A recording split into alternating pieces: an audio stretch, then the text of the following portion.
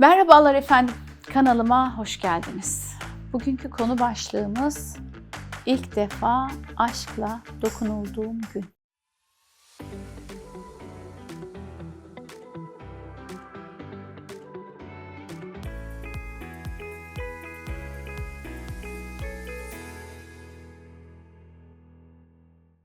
Cinselliğin sessiz çığlığını konuşacağız. Bugün size bir adamdan bahsedeceğim.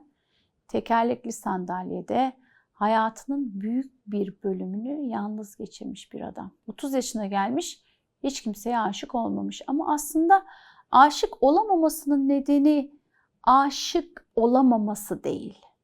Hiç kimsenin ona gerçekten dokunmamış olması, görmemiş olması. Ta ki bir gün bir cinsel terapist eşliğinde ona sadece fiziksel değil, duygusal olarak da aşkla dokunan biriyle tanışana kadar. Ve o gün söyledikleri şunlar oldu. Hayatımda ilk defa birisi bana sadece acımadan değil, arzuyla, saygıyla, sıcaklıkla dokundu. Bu hikayenin sahibi, bu cümleye sahip olan binlerce insan var aramızda. Bu cümle hepimize dokundu, değil mi? Ve bu cümleyi biraz açalım. Çünkü engellilerle ilgili bir tabu hala zihinlerimizde kemikleşmiş durumda. Engelli insanlar cinsellik yaşamaz. Ama bu gerçek değil. Gerçek şu ki duyulmayan bir çığlık kadar güçlü. Engelli bireyler cinsellik yaşayamaz algısı nereden geliyor? Çünkü toplumun büyük bir kesimi engelli bireyleri cinsiyetsiz varlıklar gibi görmeye devam ediyor. Medyada engelli bireyler çoğunlukla ve kahraman ya da acınası figürler olarak ne yazık ki gösteriliyor. 2022 yılında bir anket çalışması yapılmış. İnsanların %63'ü engelli bireylerin cinsellik hakkında eğitim almaya ihtiyacı yok cevabını verdi. Bu aslında bizim görmemeyi seçtiğimiz bir gerçekliğin yansıması. Konuşalım ki çözelim. Bir birey cinsellikten uzak tutulduğunda ona gerçekten insanmış gibi mi davranıyoruz acaba biz? Cinsellik sadece bedenle değil, benlik saygısıyla, kimlikle, aidiyetle de ilişkilidir. Dokunmanın iyileştirici gücü vardır. Dokunmak beynin kimyasını değiştirir. Oksitosin salgılanır, güven artar ve kişinin travmalarını iyileştirir. Özellikle engelli bireylerde fiziksel temasa erişim ne yazık ki az.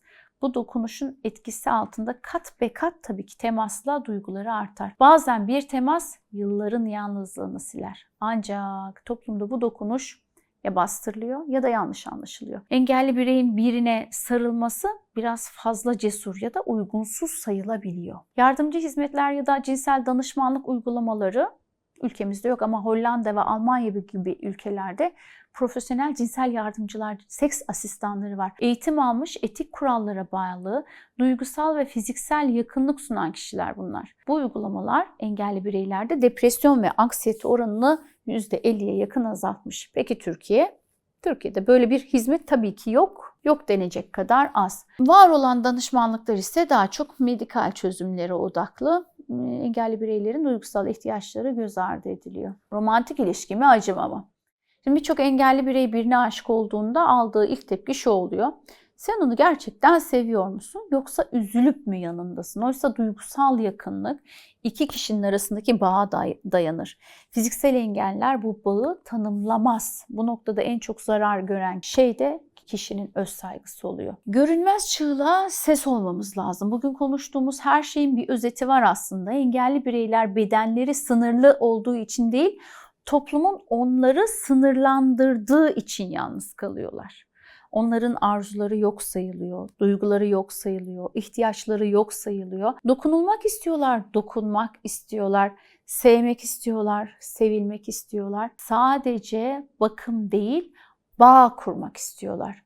Ve az önce hikayede söylediğim adamın dediği gibi ilk defa biri bana aşkla dokundu. Bu sadece bir ten teması değil, onun ruhunun ilk defa hissettiği bir an. Bu videoyu izleyen sevgili izleyicilerim, size bir soruyla veda etmek istiyorum. Bir engelli bireyin varlığı sadece bakılacak değil, hissedilecek biri olarak da görebilecek misiniz acaba? Ne yapabiliriz? Gerçek değişim için çözüm yolları nelerdir? Bunu bir sorun. Şimdi ne yapacağız? Bu sessiz çığlığı duyduğumuza göre Artık bizim de sorumluluklarımız var. Bizim omuzlarında bunu hissetmemiz gerekiyor. İşte bundan sonrası çok önemli. Çünkü çözüm mümkün. Hem bireysel hem de toplumsal düzeyde mümkün. Cinsel eğitimin kapsamını genişletmemiz gerekiyor. Cinsellik sadece sağlıklı bireyler için değil, rehberlik servislerinde, sağlık kuruluşlarında, özel eğitim kurumlarında engelli bireyler için hazırlanmış cinsellik eğitim materyalleri ve danışmanlık hizmetleri oluşturulmalı.